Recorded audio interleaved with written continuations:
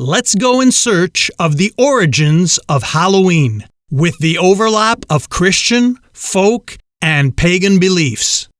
Let's learn more about the fascinating history of Halloween with Dan Snow's History Hit. We talked to Dr. Kelly Fitzgerald, who's the head of folklore at the School of University College Dublin. And that's where I did my undergrad. So it was nice to talk to her. But she was talking about the pagan origins of Halloween and how the other world, the fairy world, is always with us, whereas the ghost world only comes close at Halloween. I learned that fairies are not light, dainty, buttercup, bluebell swinging fairies we have in home counties of England. These fairies are a little more robust. They are mischievous and they cause havoc, and that's what we like about them. But sometimes they steal babies, the fairies, and they leave changelings in their place. There's a real serious dark edge to some of these Halloween stories. One of the things that I loved in our conversation with Kelly actually was the way that she talked about storytelling at this time of year and how we think about Halloween. It's this time when the dark is drawing in, the nights are drawing in, and we are here carving these turnips that traditionally would have embers from the fire in, and they're a way to bring in a little bit of light as well as some fear to your home. And I do think there's something comforting about horror. There's something comforting about this fear. So here is our chat with Kelly.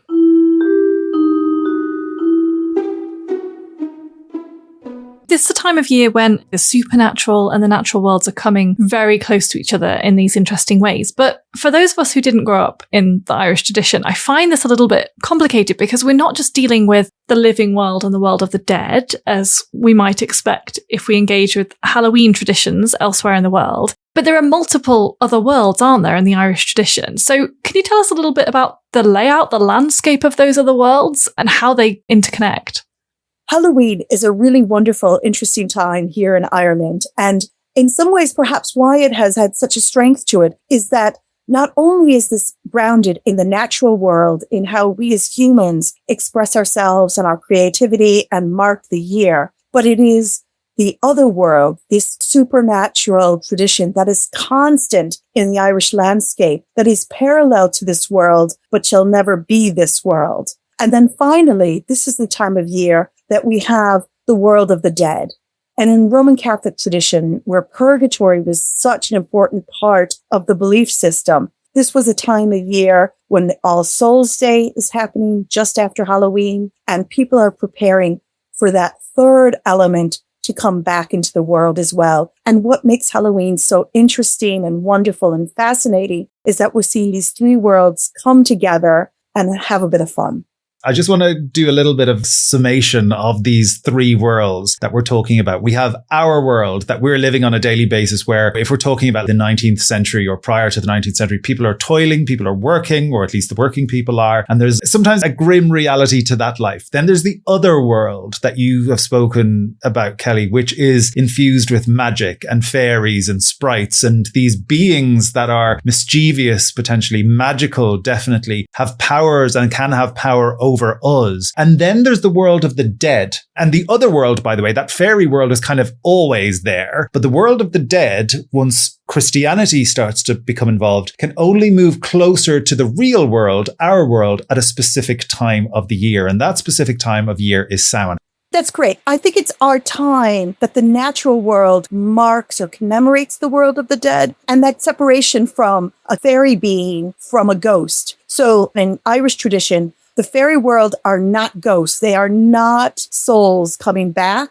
If we think of the American impact on Halloween, they've conflated these three worlds into two worlds. And I think then it's really important to emphasize that this Irish tradition has this parallel world that's ever present. And then particularly then at Halloween, that veil is very thin. And we're also recognizing the souls of the departed being present as well, which I think has given a validated or given a strength to why traditions at this time of year have stayed so strong and have had a kind of greater international impact as opposed to other days in the year. It's absolutely fascinating to me to hear all of this because as someone who's grown up in the English tradition of Halloween, which of course in recent decades has been absolutely Americanized, this is alien to me, this idea of the three worlds rather than these two, the living and the dead.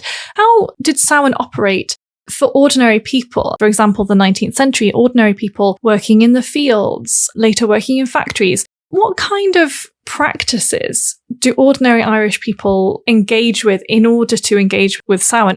Calendar customs and special days of the year are really important. And particularly when you're thinking of a traditional society that's really based around the agricultural year. This is the end of the harvest, and the harvest is hard work. And it is that time that you exhale and you can relax. And that sense of mischievousness coming into it now is that time to release things. And this is a real time for young people, a time that allows them to be different, to pull pranks, to get away with pulling pranks. Again, how society kind of sets itself up to what can happen on this day that would not be allowed on any other day. Now, in the Irish tradition, when we think of these mass mumming or geysers or fancy dress, that's really the beginning of that. It's also the beginning of storytelling time as well. Of course, during the harvest and when there's work to be done, you're not idling around in the fire listening to stories that could take hours to tell. So now this is that time to say, look, this is what we can do now. The darkness is coming. By 3:00 in the afternoon, there's no direct sunlight anymore. All of that is really dire. But you can see how society has set it up so that you expect it and you make the most of it and you kind of take it to your advantage in how you're living.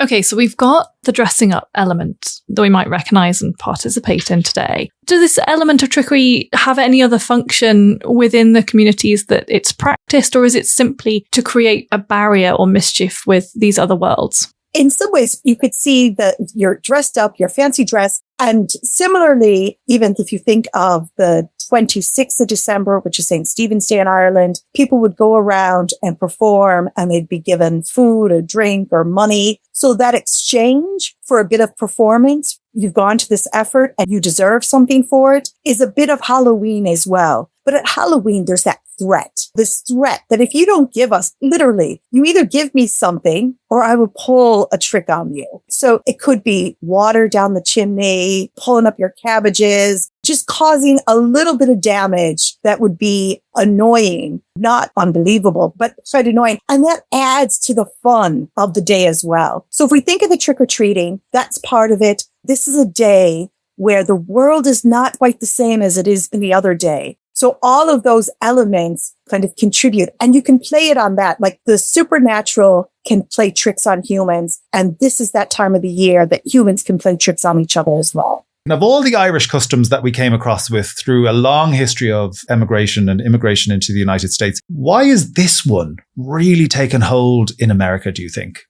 It's interesting when we think of how Halloween has really taken off in America. And I would argue when we think of America, autumn there is not even called autumn anymore. They have called it fall. What is absolutely happening around them, they're so conscious of it. On the one hand, it feels like England, it feels like these islands is called New England, but yet when leaves start turning color, they are so much more intense than we have on this side of the water. And I think it's really interesting that when new communities were moving to the new world, they were seeing what felt familiar, but then even what they saw intensified things. Now, I would argue, again, traditionally, Halloween would have been much stronger in England as well. If you probably think of your childhood, you might remember the bonfires at this time of the year as well. The bonfires are really important. Interestingly enough, in England, Halloween is not for bonfires, but Guy Fawkes Day is. And so in some ways, you can see how when traditions change, when the relevance changes and what people are celebrating, they're getting the same thing out of what they would have gotten at a different time, but it has a different premise around it. So we see that perhaps in America as well, that Halloween could have been much stronger amongst all migrants in the diaspora there at the time. But then we also have that puritanical side in America that really started to emphasize the world of the dead and that sense of being caught by that world in what was going to happen to you. And it's not so much this kind of hell and damnation and that kind of more evil side that we see at Halloween. We don't find that in the Irish traditions, but we see that definitely reflecting back from the American interpretation of this time of the year. Check out the YouTube version of this episode, which has accompanying images.